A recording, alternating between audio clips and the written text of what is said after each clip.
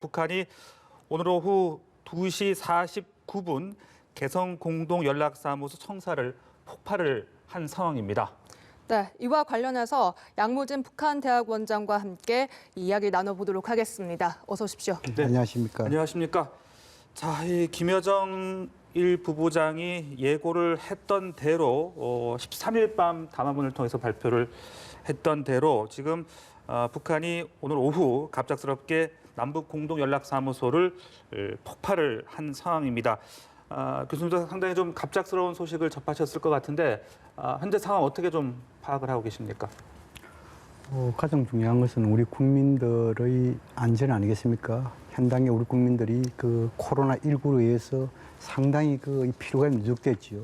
이런 상황에서 오늘 북측에서 거의 공동연락사무소 폭파 해체함을 해가지고 안보 불안, 심리적 안보 불안감까지 겹친다면은 국민들의 피로감은 상당히 배가 될 것이다. 그런 측면에서 상당히 우려스럽고 좀 더 실질적으로 이 개성에 있는 남북 공동연락사무소라는 것은 결국은 뭡니까? 남북 당국자들이 직접 얼굴을 맞대면서 현안 문제를 해결하는 장소잖아요. 네. 소통의 공간이었죠. 네. 또 특히 이것이 4.27 판문점 선언의 상징성을 띠는 대목이잖아요.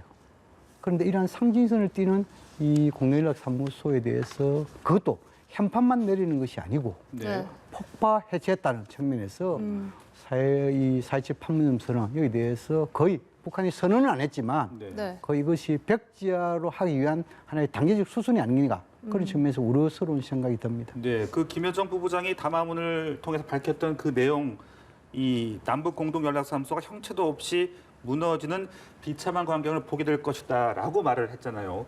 이 담화문이 나온 지 불과 며칠 안 돼서 지금 이 상황이 실제로 지금 벌어진 건데 상당히 좀 이렇게 북한이 신속하게 이런 행동을 취하고 있는 걸 어떻게 좀 저희가 이해를 해야 되겠습니까?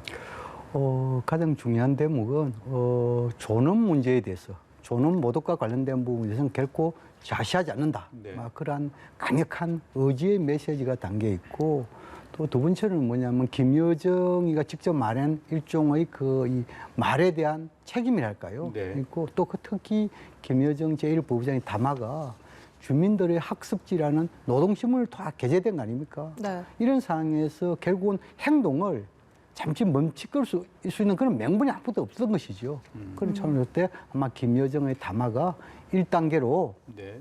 남북한 모든 연락 채널을 단절하고 2단계로 개성에 있는 남북 공동연락사무소 폭파 해체하고 앞으로 오늘 또 이 북한군 총참모부에서 몇 가지 행동을 예고했죠. 네. 네. 이러한 이미 정해진 수순으로 가고 있지 않을까 그런 생각이 듭니다. 네. 정말 말씀하신 대로 남북 교류 협력의 상징적 건물입니다. 이 건물을 폭파시켰다는 것. 결국 어제 문재인 대통령이 또 대북 메시지에서도 그래도 대화를 이어나가야 된다. 이런 메시지를 보냈지만 그럼에도 오늘 이렇게 폭발을 강행한 것은 결국 우리 정부의 반발의 메시지 더 정확하게 이제 줬다고 봐야 되겠죠? 그렇습니다. 제가 서두에 말씀드렸지만도 북한은 존엄 문제 여기에 대해서는 결코 좌시하지 않겠다. 행동을 보여주겠다. 이것이 김여정 제1부부장이 담아를 놓았기 때문에 그런 차원에서 행동 수순 중에 하나였다. 이렇게 보였죠. 네. 그럼에도 불구하고 문재인 대통령께서 어제 수호회의에서 이 남북 간에 좀 머리를 맞대서 대화를 통해서 문제 해결하자. 또 그리고 판문점 선언에 대해서는 반드시 이행한다.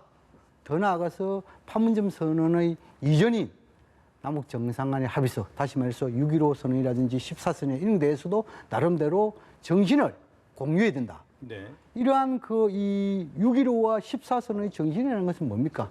상호 존중과 화해 협력 아니겠습니까? 이것을 대통령께서 직접 대북 메시지를 보냈음에도 불구하고 네. 북한이 여기에 대한 길을 기울보다도 오히려 자기들의 수순대로 갔다라는 측면에서는 그만큼 존엄 이 부분에 대해서 중시하고 네. 있다는 하나의 반증이 아니겠냐 이런 네. 생각이 듭니다. 어제 문 대통령의 메시지도 큰 영향을 미치지는 못했다. 이제 이렇게 이해를 해야 될 것 같고. 결과론적으로 네. 볼 때는 그렇게 볼 수 네, 있겠죠. 그리고 이 공동연락사무소 건물을 이제 폭파시킴으로써 이제 이 행동에 나선 것, 그 부분도 어떻게 보면 좀 큰 효과를 노렸다 이렇게 볼 수 있겠습니까? 시각적인 효과도 있을 수 있을 거고요. 충격도 상당히 좀 크게 느껴질 수 있지 않습니까? 그 전자 뭐냐면은 방금 제가 말씀드린 대로 이 공동연락 사무소에 대해서 행체도 없이 뭐 이를 사라지게 하겠다, 네. 보여주겠다 이런 것이 이제 우리가 말로서보다도 오히려 뭐냐면 현판 같은 거 있지 않습니까? 여기 화면도 나왔습니다만도 네. 공동연락 사무소 현판을 띄가지고 그것을 불을 지르면서 화형식이랄까요? 이런 측면에도 그것도 어찌 보면 행체를 바로 이렇게 될 수 있거든요. 그를 불구하고 직접 폭파 해체했다. 네네. 그래서 뭐냐니까 그만침 남측에서 보낸 삐라 이것이 존엄과 관계되고 이 또한 4.27 판문점 선언의 위반 남측에서 먼저 했기 때문에 북측에서는 그보다 더한 거 대 갚아주겠다. 네. 그래서 4.27 판문점 선언의 핵심적인 상징인 공동연락 사무소 이것을 폭파 해체로까지 간 것이 아니겠느냐 그런 생각이 듭니다. 네. 네.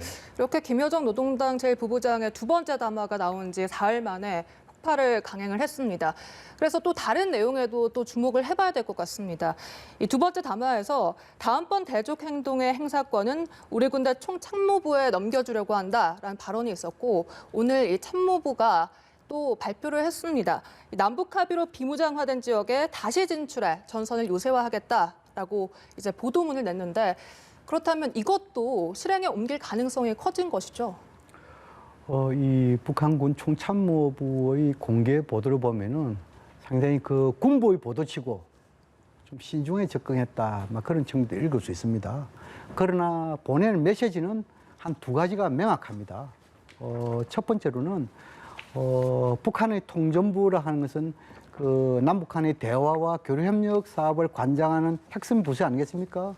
이는 북한의 통전부로부터 남북 간에 합의한 비무장지대, 비무장화된 지대를 군사 요새 지역으로 만들겠다 이렇게 이야기를 했습니다.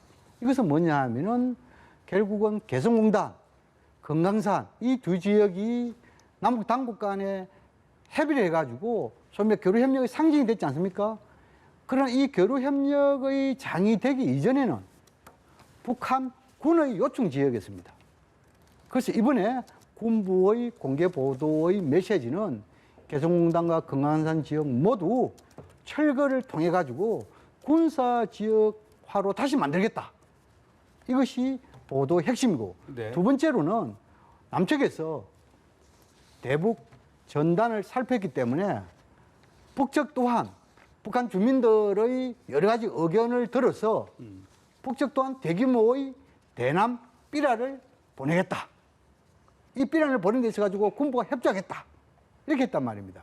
그렇다면 아마 북한 군부 입장에서는 조만간에 대규모의 대남 삐라를 뿌리고 네. 대남 삐라를 뿌리는 그 와중에 혹시 우리 측에서 일부 탈북단체에서 또다시 대북 전단을 뿌리면은 거기에 대해서 고사총이라든지 총격으로 맞대응하겠다는 그런 간접적인 메시지도 이번 군부의 공개 보도에 나타나 있다. 이렇게 이해하면 될 것 같습니다. 네.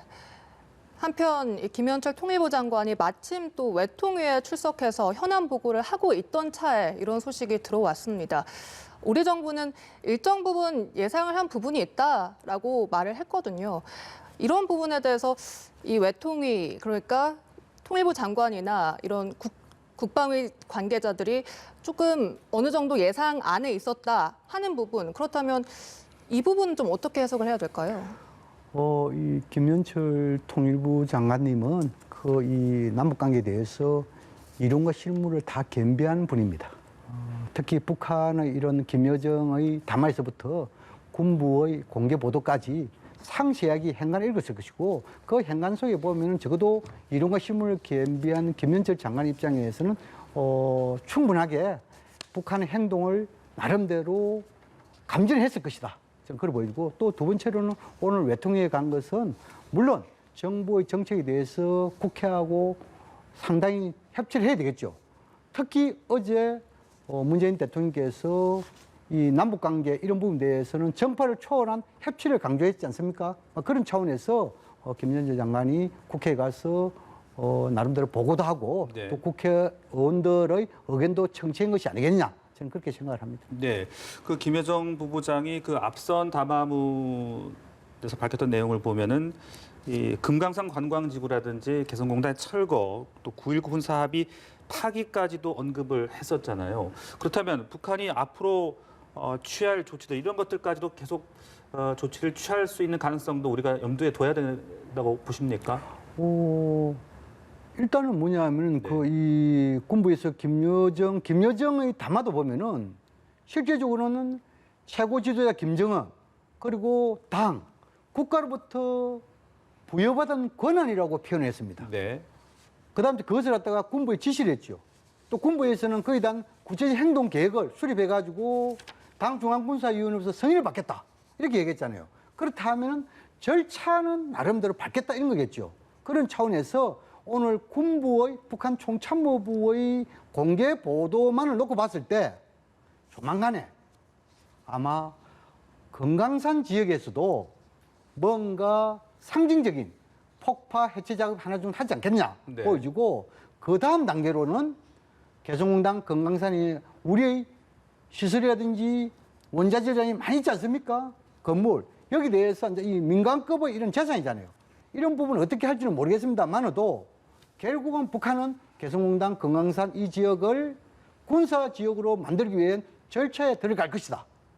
저는 그렇게 생각을 합니다. 네, 알겠습니다. 네, 청와대 상황까지 알아보고 오셨습니다. 네, 조금 전 들어온 소식에 의하면요, 북한 조선중앙방송에서 개성연락사무소를 완전히 파괴했다는 소식을 전한 것으로 지금 전해지고 있습니다. 지금 북한 조선중앙방송에서도 개성연락사무소를 완전히 파괴했다고 지금 공식 보도를 했다는 소식이 들어온 상황인데요. 자, 교수님, 이 개성공동연락사무소 이곳의 의미를 다시 한번 좀 짚어봤으면 좋겠는데요. 개성공동 연락사무소라는 것은 결국은 그 2018년 4.27 판문점 선언에서 합의한 것을 실질적으로 이행한 측면이죠. 네. 기능이라 하면은 남북의 당국자들이 이 교류 협력과 관련해 가지고 서로 마주 앉아서 대화하고 소통하는 거 아니겠습니까? 그런 측면에서 한반도의 화해, 평화, 나아가서 통일, 대화를 통한 문제 해결의 상징성을 지닌다. 네. 이렇게 볼 수가 있습니다.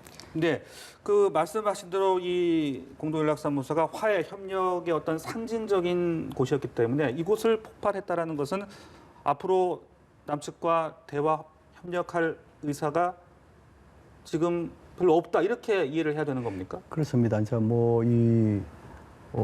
공동연락사무소라는 것은 4.27 판문점 선언의 상징성을 지니기 때문에 네. 그렇다면 판문점 선언이 좀 위태할 수 있겠지요. 또 우리 지금 현 단계 남북 간의 모든 연락 채널이 단절되어 있잖아요. 네네.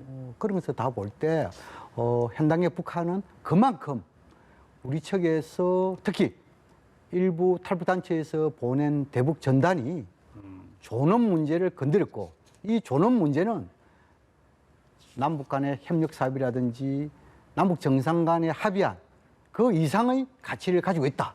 이렇게 우리가 유추 해석이 가능하겠죠. 네. 어떻든 간에 이러한 부분에서 우리가 조금 시간을 벌자면은 적어도 우리가 우리 국민들의 요구 또 우리의 필요성에 가지고 대북 전단 방지에 대한 확고한 법적 제도적인 담보 그것을 중심으로 한 네. 남북 합의서 이행 의지 이것을 정부 성명으로 낼 때가 된 것이 아니겠느냐 그런 생각이 듭니다. 네. 자, 그리고 지금 이 일련의 상황들을 보면요. 김여정 부부장이 상당히 지금 전면에 나서고 있다. 지금 이런 느낌이거든요. 이제 김여정 부부장이 사실 어떻게 보면 좀 평화의 어떤 그런 메신저 역할을 했던 사람인데 이렇게 지금 남북 관계의 긴장 모드를 지금 조성하는 그런 지금 어떻게 보면 장본인 역할로 지금 바뀌었다 이렇게 볼 수 있을 것 같아요. 그 부분은 어떻게 저희가 좀 이해를 해야 되겠습니까? 2018년 평창올림픽 전후 또 그리고 지금의 상황 네. 한 2년의 정도의 상황을 볼 때 외형상으로 보면은 김여정 제1부부장이 두 얼굴을 가졌다 이렇게도 볼 수 있겠죠. 네. 그러나 북한에서 강경파, 온건파 존재하지 않습니다. 오로지 최고 지도자인 김정은파만 존재합니다. 김여정 제1부부장 또한 최고 지도자의 지시를 따르고 움직인다. 그런 측면 봤을 때 2018년도에는 특사로서 남북관계 물꼬를 트기 위해서 지금 이제 온건파의 이미지를 가지고 온 거 아니겠습니까? 지금 현재는 뭡니까? 연락 채널 단절하고 또 그리고 지금 이제 연락사무소 폭파 해체하고 네. 이러면 강경 이미지요. 이러한 부분은 김여정이 나름대로 자기의 권한을 가지고 움직이는 것이 아니고 네. 최고 지도자, 당 여기에 지시를 받아 움직인다. 이렇게 이해를 하면 될 것 같습니다. 네. 지난 4일 대남전단 살포를 비난하는 이 김여정 제1부부장의 이 담화에 이어서 남북 연락 모든 통신선을 차단했고 이제 오늘 남북 공동 연락사무소 폭파까지 단행을 했습니다. 그런데 일각에서는 김정은 위원장이 끝까지 전면에 나서지 않고 있어서 이것이 결국 마지막 이 대화 카드를 쥐고 있는 것이 아니냐 이런 분석도 있거든요. 이에 대해서는 어떻게 보십니까? 어찌 보면 역할 분담 차원에서 뭐 그러한 해석도 합리적인 상상이다 그런 생각이 듭니다. 예를 들어 가지고 김정은 위원장은 최고 지도자로서 이 문재인 대통령과 나름대로 신뢰 가지고 있다는 것이 뭐 좀 드러난 측면이 있지 않습니까? 그럼에도 불구하고 이번에 김여정의 담화의 글을 보면 내용을 보면은 최고 지도자와 당 국가로부터 권한을 위헌받아야 되기 때문에 네. 그것은 결국은 김정은 위원장의 수표, 다시 말해 사인이 없으면 어려운 부분 아니겠습니까? 그러나 우리가 항상 보면은 남북관계에 있어서는 어느 날 위기가 있더라도 어느 날 또 기회가 될 수 있기 때문에 지금까지는 김정은 위원장이 실제 수표를 하고 지시를 했다 손 치더라도 네. 그러나 언제든지 입장을 좀 바꾸는 상황이 올 수 있기 때문에 네. 그런 차원에서 보면은 아마 김여정이가 어느 정도 자기의 담화 발표 내용에 대해서 행동을 취하고 어느 시점에 우리 측의 반응을 보였죠. 거기서 이 정도면 됐다라고 판단하면은 이것을 다시 대화 화해 무드로 가기 위해서는 김정은 위원장이 나설 가능성도 배제는 할 수 없다. 이런 생각이 듭니다. 네. 자, 조금 전인 오후 5시 5분쯤부터 정의용 국가안보실장 주재로 지금 NSC 회의가 막 시작이 됐다는 속보도 들어오고 있습니다. 그만큼 지금 상황을 상당히 엄중하게 보고 있다는 뜻이 될 텐데요. 글쎄요, NSC 회의에서 어떤 내용들이 좀 논의가 될 것으로 볼 수 있겠습니까? 방금 앵커께서 말씀한 대로 지금 이제 한반도 상황이 상당히 엄중하다. 그런 판단하에서 지금까지 김여정 제1부부장의 담화, 그 담화에서 실제 행동으로 한 보인 거, 오늘의 이런 그 연락사무소의 폭파 해체, 또 향후 어떤 군사적인 행동까지 나갈 것인가, 여기에 대해서 관계부처, 다시 말해 NSC 멤버들 모여가지고 충분하게 논의를 하고 또 부처마다 대응, 대비 대책 준비, 이것을 점검하는 그런 차원의 해결이 될 것이고 좀 더 우리가 깊게 보면은 이런 엄중한 상황에서 돌파, 다시는 문제 해결해 볼까요? 네. 이런 부분도 나름대로 논의되지 않을까 그런 생각이 듭니다. 네. 그렇다면 우리 정부가 지금 취할 수 있는 어떤 대응 방안 어떤 것들을 좀 생각해 볼 수 있겠습니까? 조금 무게를 싣기 위해서는 네. 현 단계에서는 뭐 내일이라도 곧장 4.27 판문점 선언 이행을 비롯한 전단 살포 금지에 대한 법제도적인 절차 이런 부분에 대해서 좀 더 구체화된 내용을 갖고 정부 성명을 발표하는 것이 가장 중요하다. 네. 이렇게 보여지고 그 발표 이후에 이러한 구체적인 안을 갖고 원포인트 정상회담을 하든 아니면 특사를 파견하든 네. 아니면 고위급이 판문점에 만나든 이런 대화를 통한 문제 해결에 대해서 좀 더 구체적인 안을 제안하는 것도 좀 필요하다. 네. 또 그리고 혹시 제안에 있어가지고 북측이 안 받아주면은 우리 정부 또한 자존심의 문제되지 않겠습니까? 그것을 감안한다 하면은 물밑에서 충분하게 접촉을 해가지고 어느 정도 남북 간에 공감도 형성되면 그때 가서 공식적으로 제안하는 이것도 어찌 보면 문제 해결의 방법이거든요. 특히 제가 여기서 조금 보완 말씀을 드리고 싶은 것은 네. 특사 부분이 상당히 중요합니다. 네. 지금까지 특사라는 것은 특사를 매개로 한 남북 최고 지도자 사이의 간접적인 의사소통 아니겠습니까? 그렇다면은 이 특사가 적어도 방금 제가 말씀드린 대로 전단살포 금지에 대한 확고한 법적 제재 절차 안, 그리고 판문점 선언의 구체적인 이행 계획, 이걸 가지고 특사가 파견되면은 김정은 위원장이 받아들인다면 나름대로 문제 해결의 물꼬를 틀 수 있고, 이러한 부분에서 특사가 누가 갈 것인가 상당히 중요한 대목입니다. 네. 이 지금의 상황에서는 상당히 위기 국면입니다. 네. 위기 국면에 대해서는 돌파할 수 있는 나름대로 과거의 경험적인 사례를 가진 사람이 중요해요. 그렇다면은 적어도 남북 관계에 대해서 이론과 실무를 첫째 겸비해야 됩니다. 두 번째로는 북한이 어느 정도 신뢰를 할 수 있는 인물이 됩니다. 세 번째로는 문재인 대통령의 철학뿐만 아니라, 남북관계 철학뿐만 아니라 4.27 그리고 평양 그리고 9.19 군사 분야에 대해서 나름대로 이해를 하고 거기에 대해서 지지를 할 수 있는 것이 됩니다. 마지막으로는 이것이 어찌 보면 정쟁의 소용돌이에 빠질 수 있기 때문에 네. 여야 정치권으로부터 나름대로 지지를 받는 이러한 사람이 대북 특사로 간다 하면은 좀 더 성공할 네네. 확률이 높다. 저는 그런 생각이 듭니다. 알겠습니다. 자, 대북 전단 살포에 대한 어떤 강력한 조치와 함께 특사 파견 등 보다 우리가 적극적인 대화의 제스처를 취해야 된다. 이제 그렇게 정리를 해볼 수 있을 것 같은데요. 자, 이 지금 보면은 그때 김여정 부부장의 담화도 노동신문에 아주 크게 실었고요. 지금 이렇게 연락사무소 폭파도 지금 적극적으로 보도를 하고 있는 그런 상황을 봤을 때 어떤 내부 결속이라든지 북한 주민들의 어떤 그 여론을 좀 몰아보자 이런 의도도 있다라고 파악을 해볼 수 있겠습니까? 네, 그렇습니다. 이 김여정 제1부장의 담화를 노동신문에 싣고 네. 또 그것만 끝나는 것이 아니라 또 이 그 개성, 특별시, 또 평양시 중심 전국을 돌면서 군중대회도 개최했습니다.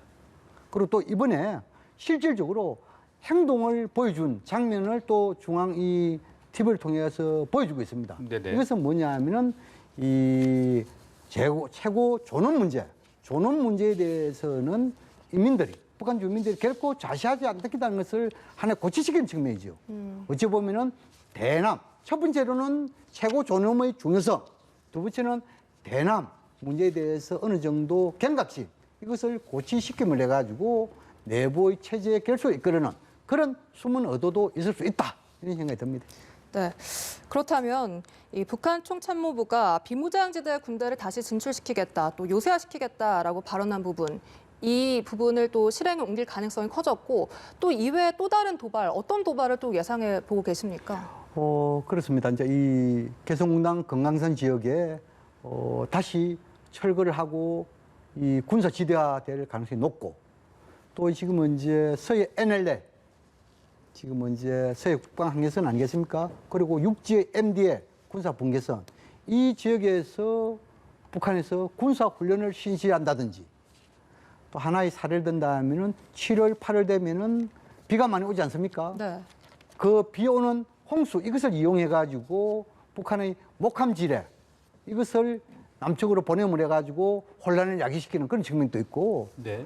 또 우리가 지금 상상해 볼 수 있는 대목은 아마 북한에서 이런 그 이 경계 지역에서 조금 떨어졌다 하더라도 단거리 미사일이라든지 또는 방사포라든지 이런 것을 시험 발사하면서 자신의 존재감 과시하는 그런 측면이 있겠죠.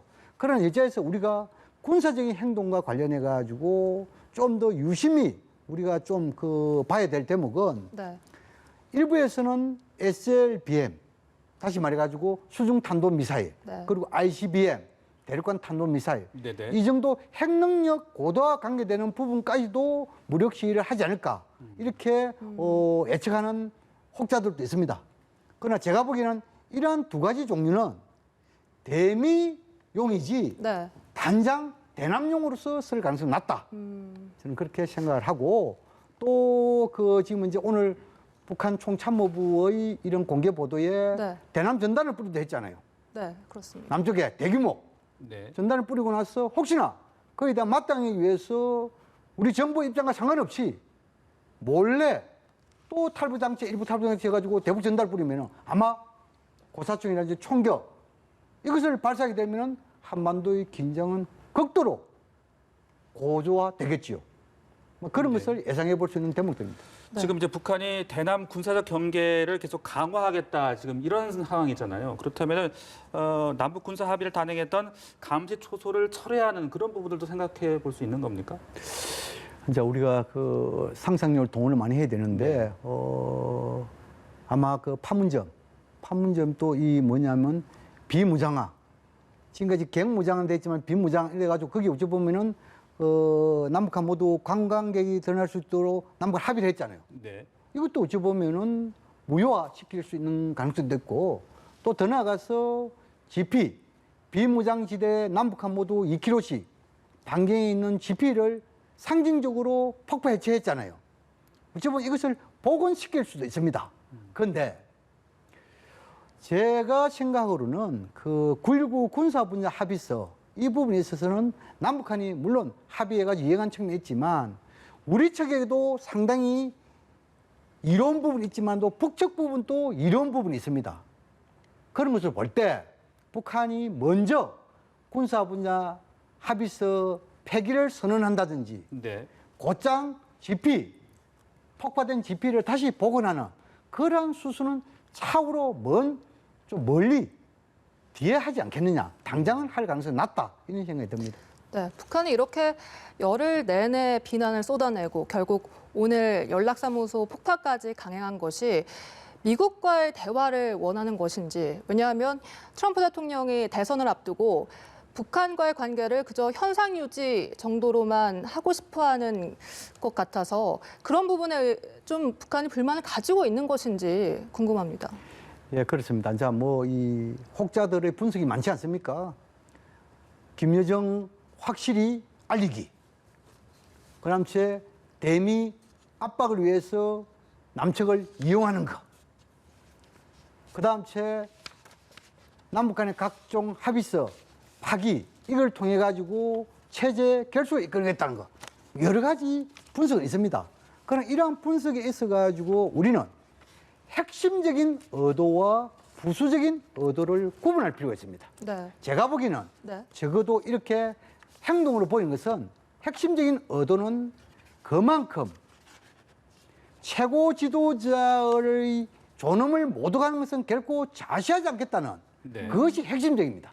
나머지 체제 내부 결속을 다진다든지 미국을 압박한다든지 김여정을 알린다든지 이것은 부수적인 의도다.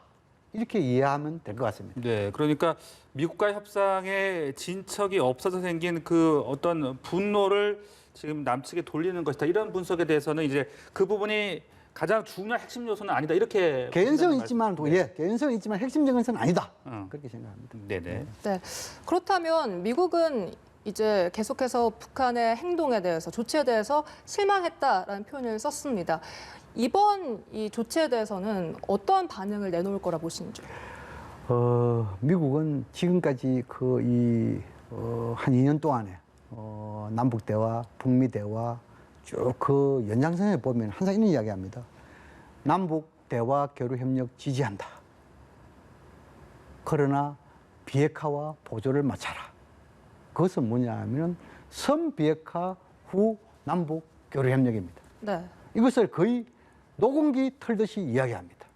어찌 보면 이러한 미국의 대북 전략 정책 때문에 우리도 꼼짝을 못하고 북한도 꼼짝 못하는 상태에서 오늘같이 이런 상황이 발생할 가능성도 배제할 수 없습니다.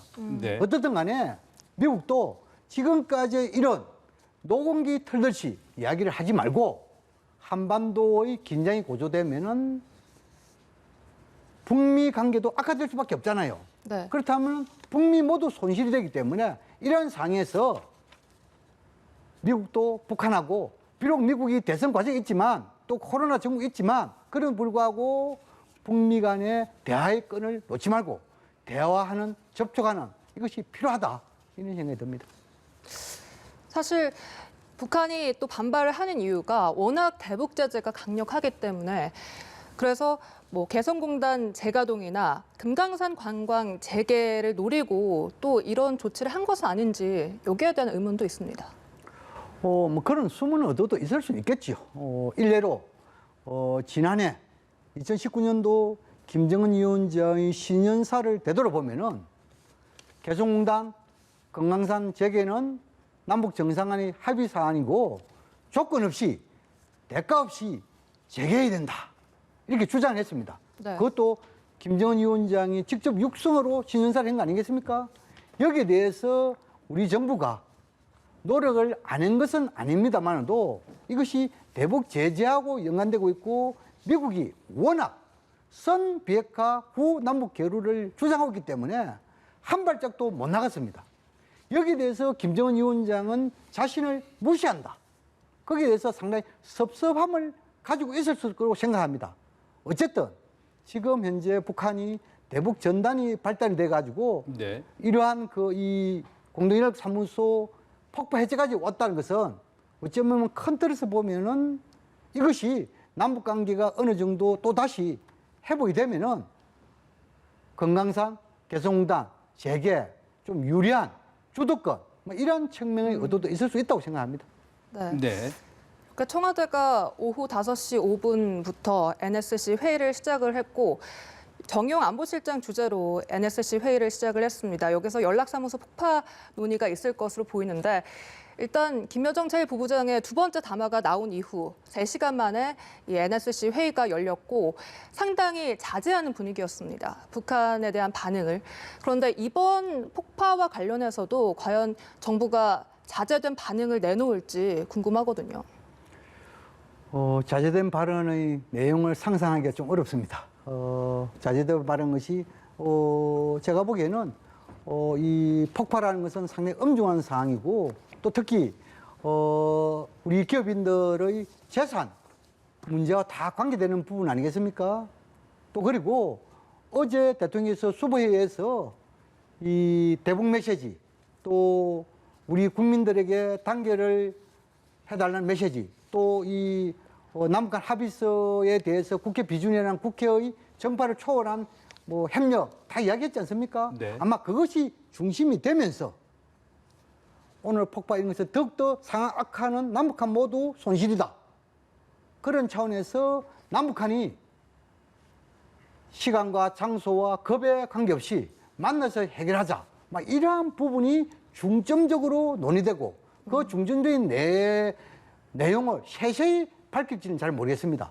그래서 못 밝힌다 하면은 적어도 국민들도 상당히 이러한 부분에 대해서 궁금증을 가지고 있기 때문에 저는 빠른 시일 내에 네. 정부 성명을 통해 가지고 우리의 확고한 입장, 계획, 이러한 메시지 담은 것이 담은 이런 정부 성명이 필요하다.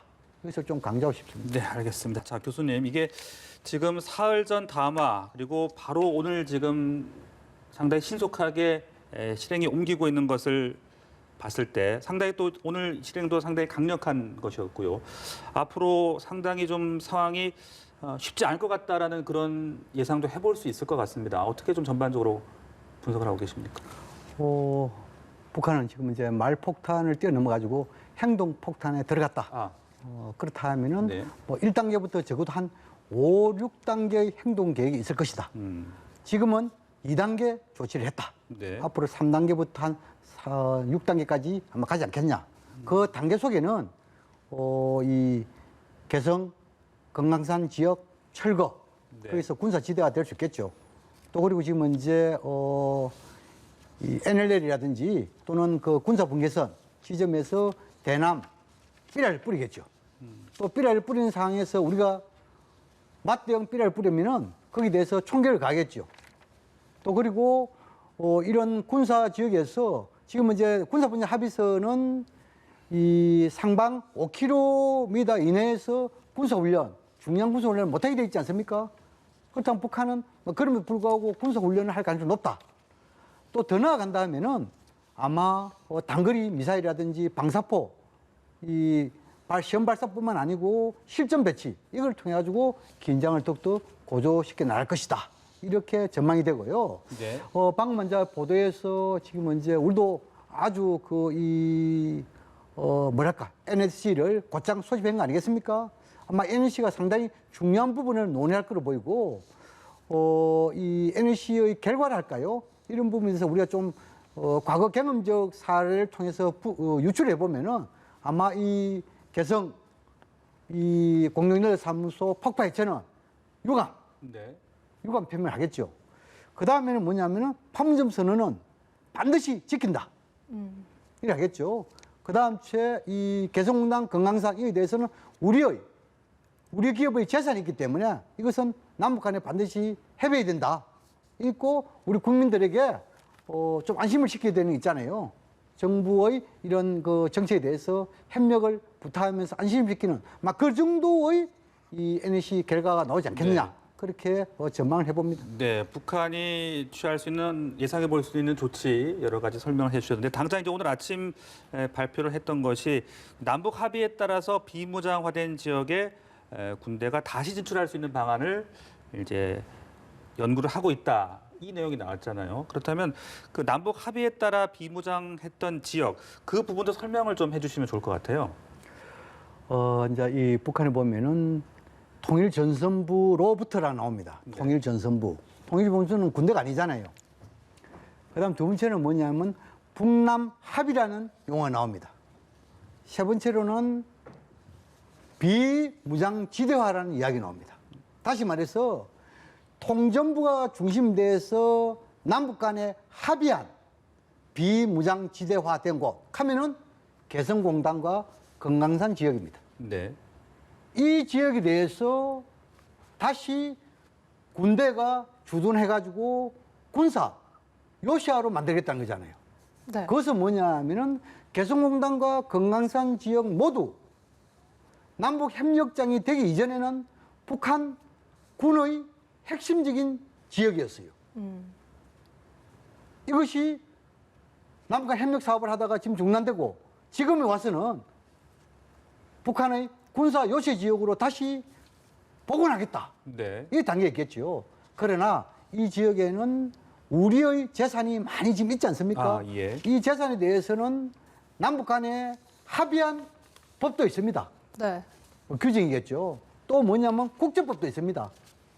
이런 점을 봤을 때 북한이 곧장 자신들의 뜻대로 곧장 우리 측과 아무런 협의하지 않고 곧장 철거할 가능성도 낮다. 그렇다면 뭔가 철거에 대해서 물론 강제 철거했죠. 철거에 대해서 뭔가 우리 측에 메시지를 보낸다. 그러나 지금은 이제 메시지를 보내는 데 있어가지고 연락 채널이 다 단절돼 버리잖아요. 네네. 네. 그렇다면 메시지는 방송을 통해 가지고 노동신문이나 조선중앙통신이라든지 조선중앙TV를 통해 가지고 메시지를 보낼 가능성이 높다. 이런 생각이 듭니다. 네, 그 오늘 오전 그 내용은 이제 그 북한군 총참모부가 발표를 했잖아요. 그 앞서 김여정 부부장이 담화를 통해서 다음번 대적 행동권의 행사권은 군대 총참모부에 넘겨주려 한다는 발언을 했었고 그 부분까지 상당히 좀 이제 일치를 한다 이렇게 볼 수 있을 것 같은데 이 부분은 어떤 의미로 저희가 해석을 해야 되는 겁니까? 그래서 먼저 이 군사적인 대남 대적 행동 하면 이제 방금 제가 말씀드린 대로 이런 개성공단 건강형 지역을 다시 군사지대로 만드는 것도 어찌 보면 긴장을 고조지는 군사적 행동에 들어가겠죠. 포괄적으로. 그 다음에는 판문점 선언과 관계되는 부분에 있어가지고 북측이 직접 무효화 선언은 아니더라도 그 선언 준수에 연연하지 않다는 차원에서 대규모의 대남비라를 뿌리는 거 있잖아요. 그거 될 수 있는 거 아닙니까? 그것도 어찌 보면 여기 들어가 있습니다. 그 북한의 총참모부의 공개 보도에. 네, 있었죠. 예, 예. 그런 측면을 봤을 때 아마 군사적인 행동은 아마 좀 낮은 단계부터 점점 높여가는 그런 방향으로 가지 않을까. 그러나 저희들은 이러한 군사적인 행동이 네. 낮은 단계 점점 높은 단계로 가기 전에 뭔가 해법을 찾아야 된다. 그런 생각이 듭니다. 자, 교수님, 그 지난 4일이었습니까? 김여정 부부장의 첫 담화가 나왔을 때 일단 가장 표면적인 이유는 탈북단체 대북전단 살포를 가장 문제를 삼았던 거잖아요. 그렇다면 북한이 왜 이렇게 대북전단 살포에 대해서 민감하게 반응을 하는 건지 그 이유는 어떻게 좀 저희가 분석을 해야 되는 겁니까? 북한은 그 이 체제와 존엄을 가장 중시하는 나라입니다. 일례로 우리가 흔히 대북 전단을 그 이 살포함을 해가지고 북한이 민감한 반응을 보이는데 이것이 그만큼 대북 전단이 효과가 있는 것이 아니냐 이렇게 주장하는 혹자들이 있습니다. 저는 거기에 대해서 전혀 동의하지 않습니다. 왜냐하면 우리가 몇 년 전에 미국에서 소니 픽처사 영화사지요. 여기에서 더 인터뷰라는 영화를 만들었습니다. 그것은 김정일 국방위원장에 대해서 상당히 그 비난성 여기에 대해서 희화하는 이런 영화입니다. 그런데 이 영화가 북한 주민들은 볼 수 없잖아요. 그럼에도 불구하고 북한의 이런 사이버 이 집단들이 해킹하고 테러하고 했습니다. 그래서 소니 픽처사가 상당 부분 손실을 입었습니다. 그것은 뭐냐 하면은 존엄 문제 이것은 결국 북한에서는 그 무엇과도 바꿀 수 없는 그런 부분입니다. 그런 측면에서 우리가 이해해 볼 필요가 있다 이런 생각이 듭니다. 네. 네. 이 남북 공동 연락사무소 그러니까 이 남북 공동 연락사무소 폭파 장면과 관련해서 우리 군 감시 장비로 포착한 영상이 공개가 됐는데요. 그 네. 영상 함께 보고 오시겠습니다.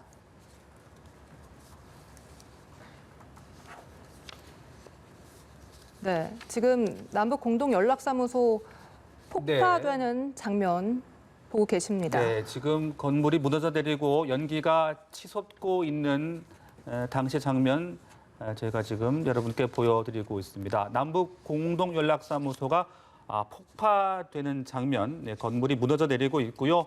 지금 연기가 아주 지금 하늘로 치솟고 있는 그런 영상을 보고 있습니다. 네. 그래요. 자, 지금 저렇게 공동연락사무소가 무너져 내리고 연기가 치솟는 장면을 보니까 상당히 좀 착잡한 심정도 드는 것 같습니다. 공동연락사무소가 상당히 또 의미가 있는 장소였지 않습니까? 교수님 저 폭파 장면 보시면서 어떤 생각 드십니까? 참 가슴이 아픕니다. 네. 우리가 제가 과거를 다 해상은 못하겠습니다만도 네. 제 기억으로는 아마 2008년도인가 9년도인가 그때 보면은 북한의 핵단지 영변 핵단지에 냉각탑을 폭파한 적이 있죠. 이것은 뭐냐면은 북한의 비핵화 이것을 보여주기 위해 가지고 이 육자회담에서 합의한 사항에 대해서 이행을 했습니다. 그 당시에 북한의 냉각탑 폭발하는 것은 나름대로 비핵화에 대한 상징적인 표시 메시지를 보내줬잖아요. 그때는 상당히 기뻤습니다. 네. 그러나 이번에는 그거 정반대로 남북 간의 합의한 상징적인 장소를 폭파 해체했다. 이것은 한반도의 긴장 고조를 뻔하게 예상할 수 있는 대목이기 때문에 우려스럽지 않을 수 없습니다. 비록 이 공동연락사무소라는 것이 4.27 판문점 선언을 이행하는 핵심적인 상징성을 지닐 뿐만 아니고 네. 지금까지 나름대로 남북 간의 교류 협력과 관련해 가지고 직접 북측과 남측이 얼굴을 맞대면서 대화하고 소통을 많이 한 곳입니다. 이것은 국제사회에서도 상당 부분 높게 평가한 연락사무소입니다. 네. 이것이 폭파 해체됐다. 폭파 해체하는 것은 시간도 별로 안 걸리잖아요. 네. 그런데 이것을 우리가 한번 보고 난다 생각해 보세요. 엄청난 시간이 걸립니다. 그래서 우리가 소중하게 남북 간 합의에서 이르된 부분에 대해서는 반드시 지키겠다는 그런 의지. 앞으로 이런 일은 더 이상 없어야 되겠죠. 네. 어떻든 간에 이러한 이 연락사무소의 폭파 해체 이것이 북한 입장에서는 끝이 아니기 때문에 우리는 여기서 중단될 수 있도록 국회는 국회대로 정부는 정부대로 전문가는 전문가대로 지혜를 모아가지고 나름대로 돌파할 수 있는 위기가 기회로 될 수 있는 그런 네. 지혜를 떼다 이것을 좀 강조하고 싶습니다. 네, 됐습니다. 브리핑은 어떻게 좀 보셨습니까? 나름대로 이 정부 여당의 이 브리핑이기 때문에 네. 아주 간결하면서 나름대로 메시지 있다고 생각합니다. 중요한 데면 유감 표명이라든지 이것이 남북한 모두 도움이 안 된다는 측면에서는 이것은 모두가 다 느낄 수 있는 부분이고 네. 강력하게 당과 정부가 강력하게 소통하면서 대응하겠다. 이것은 뭐냐 하니까 우리가 이 문제 해결을 위해서 노력하겠다는 의지가 담겨 있는 대목이겠죠. 네. 또 그리고 이제 정부에 이거 우리 국민들의 생명 재산과 다 관련되는 그런 부분이기 때문에 더 이상 상황 악화가 되지 않도록 정부의 더 많은 노력, 대가의 노력을 촉구하는 그런 부분에서는 정치권, 정부 여당의 입장에서는 충분히 이해할 수 있는 대목이다. 이런 생각이 듭니다. 네, 알겠습니다. 자, 실제 네, 그리고 우리가 앞서 이제 그 대북 전단 살포 이야기도 했었는데요. 이제 지금 또 오늘 북한이 이제 대남 전단 살포를 하겠다고 지금 예고를 한 상황입니다. 북한의 이 같은 대응에 대해서는 우리가 어떻게 파악을 해야 되는 겁니까?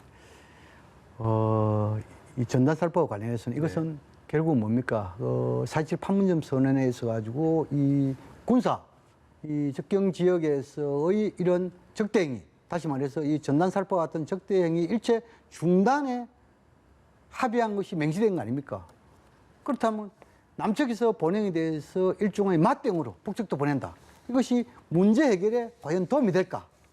저는 그런 생각 측면에서는 회의적이다. 네. 그런 생각이 들고 북측도 오히려 이러한 이 대남 전단에 대한 맞대응보다도 좀 더 실리적인 차원, 실용적인 차원에서 물론 최고 존엄이 중요하지만 그 중요성과 함께 좀 더 실용적이고 실리적인 차원에서 대응하는 것이 좋지 않겠냐.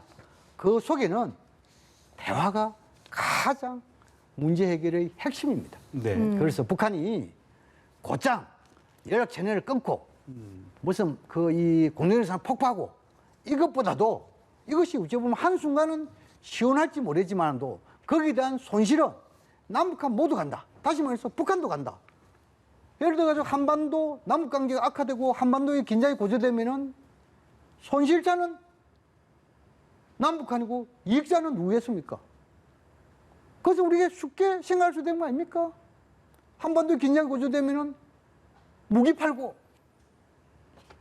또 일부 국가는 헌법 개정하고 그러면 북한이 그토록 싫어한 주변 국가들에게 이익을 주는 그것을 생각하면은 더 이상 상황 악화 방지를 해야 되죠.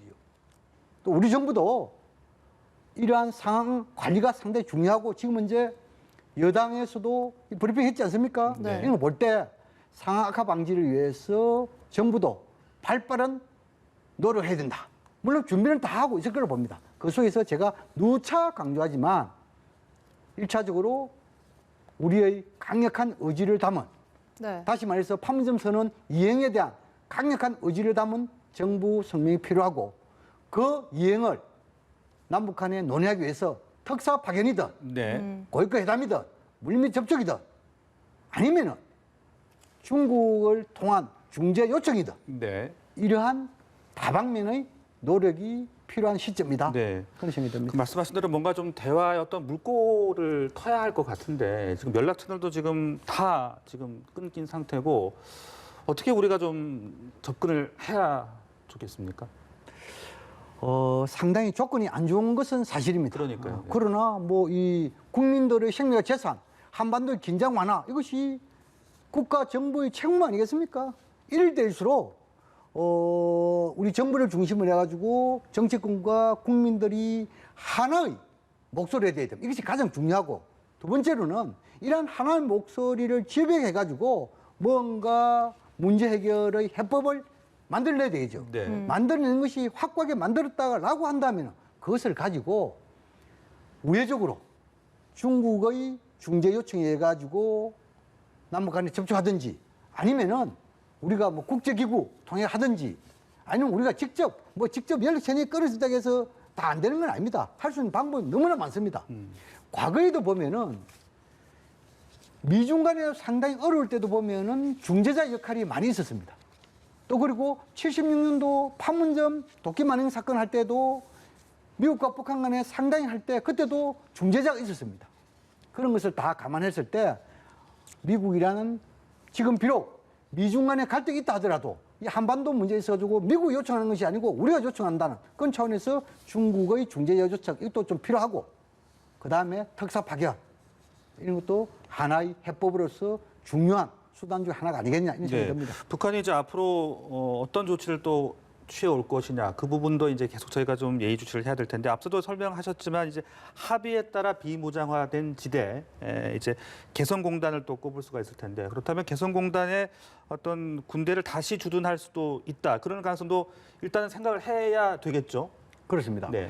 이 개성공단이 과거에 북한 군대의 요청지고 지금 문제는 우리의 시설 자재 장비가 상당히 많지 않습니까? 이런 것을 먼저 철거를 해야 되겠죠. 네. 철거하는데 나름대로 시간이 걸릴 것이다. 그 시간이 걸리는 그 와중에 우리가 뭔가 접촉하는 공간이 나오지 않을까 이런 생각이 듭니다. 네. 그리고 또 오늘 북한이 이 대남 전단 살포도 예고를 했습니다. 과연 북한이 보내는 대남 전단에는 어떤 내용이 들어있고 또 우리 측에서는 대북 전단 살포 이 업체 두 곳을 고발하고 관련 법까지 이제 제정하겠다라고 나섰는데 이 부분에 대해서는 좀 차이가 있는 것 같아서요. 그래서 이제 이 대남 전단에 있어가지고 지금까지 북한 또 전단을 많이 뿌렸죠. 그러나 거기에 대충 내용을 집약해 보면은 북한 사회주의의 우월성이랄까요. 이것을 나름대로 이해하고 볼 수 있는 그런 내용이 될 수 있고 또 하나는 남북 간의 합의사항 이런 것이 있어가지고 모든 것이 이렇게 합의를 지키지 않는 것은 남측의 책임이다. 책임 전가와 관련된 이런 내용이 있을 수도 있고 좀 더 비참하게 아주 낙후된 전단이라고 한다 하면은 우리의 대통령이라든지 지도자들 우롱하는 그런 희화한 그런 전단 내용도 배제할 수 없다 이런 생각이 듭니다. 네. 자, 우리 또 탈북자 단체들은 이런 상황에서도 일단은 지금 대북 전단 살포를 강행하겠다라고 지금 밝히고 있는 상황이잖아요. 그렇다면 우리가 어떻게 좀 조치를 취해야 되겠습니까? 먼저 전단을 뿌리는 탈북 단체 네. 전단은 100회 무익합니다. 북한 주민들 대남 동경심보다도 오히려 대남 적개심을 심화시키는 겁니다. 네. 비록 탈북 단체들이 자기들의 생존권 투쟁 또 더 나아가지고 자신들의 존재감 과시라는 의도도 있을 겁니다. 그러나 크게 봐야 됩니다. 우리 국민들이 지지하지 않는 전단 살포 그것이 무슨 의미가 있겠습니까? 그런 측면에서 대북 전단 살포하는 단체 지금이라도 빨리 마음을 바로잡아서 중단해야 된다 이런 생각이 들고 그럼에도 만약에 뿌린 징후 보인다 하면 현재까지 우리가 할 수 있는 것은 경찰관 직무집행법 이것밖에 할 수가 없습니다. 그래서 우선적으로 할 수 있는 것은 이것을 최대한 네. 노력을 하고 네네. 또 한 가지는 지금 이제 국회가 개원되는 그런 상황이기 때문에 전단살포 방지에 대한 법 제도적인 절차에 빨리 들어가야 됩니다. 그런데 여기서 좀 제가 말씀드리고 것은 경찰관 직무집행법의 한계가 있습니다. 무슨 한계냐면은 예를 들어 가지고 탈북단체에서 뿌리겠다고 이래 하면은 네. 막을 수는 있습니다. 예고된 상태에서. 그런데 밤이라든지 살짝 몰래 뿌리면은 사람 일이라는 것은 다 모르잖아요. 그런데 이것이 뒤에 알게 될 수 있잖아요. 뒤에 네. 뿌린 것을. 뒤에 알게 된 상황에서는 뿌린 단체라든지 뿌린 대상에 대해서 법적인 처벌을 할 수 없습니다. 네. 사후 처벌이 전혀 할 수 없는 것이 경찰관 직무집행법의 한계입니다. 그래서 사후에도 확실하게 처벌할 수 있는 법적 제도 절차를 만들자는 것이 소위 말해서 지금 이제 국회에서 논의되고 있는 네. 소위 말해서 전단살포 방지법이 아니겠느냐 저는 그렇게 생각합니다. 그런데 또 이제 혹자는 그 표현의 자유라든지 인권 그런 부분들도 얘기를 하잖아요. 네, 그런 부분들은 어떻게 생각을 하십니까? 예, 표현의 자유 중요합니다. 네. 국제연합, 국제규약이죠. 이것은 상당히 국제연합에 가입된 국가들은 다 지켜야 되죠. 뭐 남측, 북측 다 가입돼 있고 미국도 다 가입돼 있죠. 여기에 보면은 시민적, 정치적 권리에 관한 규약이 있습니다. 그 내용의 핵심은 이렇습니다. 개인은 자신의 의견을 피력할 수 있는 자유가 있고 이러한 의견을 전파를 통해서 확산시킬 수 있는 자유가 있다고 명시되어 있습니다. 그런데 네. 거기다 부속 조항에 보면은 설령 그러한 표현의 자유가 있다 하더라도 국가 안전 보장이라든지 질서 유지라든지 공공복리에 위해가 될 경우에는 제한한다. 이 규정이 되어 있습니다. 네. 그렇다면 지금은 이제 적경 지역에 있는 우리 주민들이 실질적으로 생명과 재산에 대해서 상당 부분 부정적 영향 위해된다고 하고 이것이 우리 2016년 대법원 판례에 나와 있지 않습니까? 그렇다면 이러한 국제 규약과 우리 측의 대법원 판례 또 그리고 우리의 헌법 가치 이 모든 것을 다 감안하면은 충분하게 개인의 자유도 보장하면서도 나름대로 국가 안전보장 위배된 것을 제약할 수 있는 법적 제도를 만들 수 있습니다. 네. 부연에 하나 더 쓰면 우리 앵커께서 제하고 일하는데 여기에서 대답만 하면은 북한을 비판할 수 있잖아요. 그럼 제 개인 의견은 충분하게 언론 전파를 통해서 할 수 있잖아요. 이것은 표현의 자유입니다. 그런데 이것을 갖다가 글자와 문서화 해가지고 풍선을 해가지고 다른 지역에 보내잖아요. 그럼 북한이 받겠어 하면은 괜찮아요. 북한이 받겠다 하지 않은 상태에서 풍선을 통해 가지고 그것을 보내면 이것은 국제 규약의 위반입니다. 1956년도에 서독을 중심으로 해가지고 체코, 헝가리, 폴란드에 지금과 똑같이 풍선을 통해 가지고 전단을 뿌렸습니다. 네. 그런데 체코에서 그 전단 풍선에 의해 가지고 비행기가 추돌하는 사고가 발생했습니다. 그래서 국제 민간 항공 기구에 이의를 제기해 가지고 그때부터 이 중단된 이런 사례가 있습니다. 외국의 사례. 그런 점에 봤을 때 우리도 그런 사례의 전체를 밟지 않게 네. 제일 중요한 것은 이런 뿌리는 단체가 서로 각성해가지고 안 뿌리기 제일 좋고 그럼에도 불구하고 뿌리겠다라고 하면은 표현의 자유도 중요하지만 네네. 국제규약과 우리 헌법, 대법원 판례에 해가지고 강력하게 방지하는 법, 제도 절차 마련이 필요하다. 이것을 강조할 수 있습니다. 알겠습니다. 자, 교수님, 그렇다면요. 지금 이제 김여정 부부장의 담화문에서 시작이 됐고 오늘 이제 연락사무소 폭파까지 온 상황인데 현재 시점에서 북한이 지금 우리에게 가장 원하고 있는 그림 어떤 것을 지금 원하고 있는 걸까요? 서로 연계되어 있습니다만도 네. 두 가지만 말씀드리겠습니다. 첫 번째로는 전단살포에 대한 확고한 방지책을 내놔라. 둘째는 4.27 판문점 선언, 여기에 대한 구체적인 이행 의지, 내용, 네. 이것을 내놔라. 이것이 아마 북한이 가장 핵심적으로 바라는 대목이라고 생각합니다. 네, 그런 부분들에 대해서 우리가 좀 대응을 하고 응답을 한다면 북한이 어떤 추가적인 조치는 좀 자제할 수 있는 그런 좀 긍정적인 전망도 해볼 수 있겠습니까? 사실은 보면은 네. 전단살포와 관련해서는 우리가 좀 늦은 측면이 있습니다. 아, 네. 물론 지난해에는 그 이 4.27 판문점 선언 국회 비준 동의를 얻기 위해서 물론 비준 동의 안 됐습니다만 거기에 많은 시간과 노력을 보냈지요. 또 올해 와서는 문재인 대통령께서 북미 관계만 쳐다보지 않고 남북 간 독자적 협력 사업을 찾겠다 했잖아요. 거기에서 상당히 준비를 하는 와중에 코로나19라는 생각지도 못한 문제가 터져버렸단 말입니다. 이러한 상황에서 여기에 선택과 집중하는 상황에서 지금 이제 전단살포 이것이 갑자기 터졌고 북한이 이에 대해서 대응을 했잖아요. 네네. 이런 거 네. 볼 때 아마 우리 정부도 이 전단살포 이것은 4.27 판문점 선언의 위반이다. 잘 알고 있을 겁니다.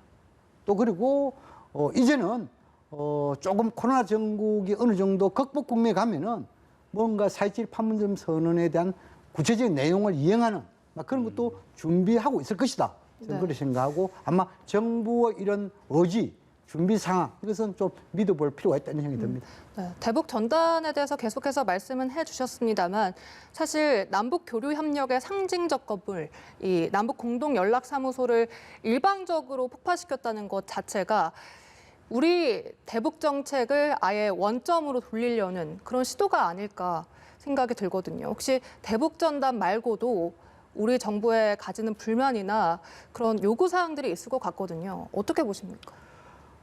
북한 입장에서는 네. 전단살포, 특히 존엄 문제 이것은 4.27 판문선언 위반이다. 그런 관점에서 출발했잖아요. 또 우리 입장에서는 물론 전단살포 이것은 위반이다. 그럼 우리가 제대로 막기로 했지만도 모망에 대해서 유감을 표명한 건 좀 있잖아요.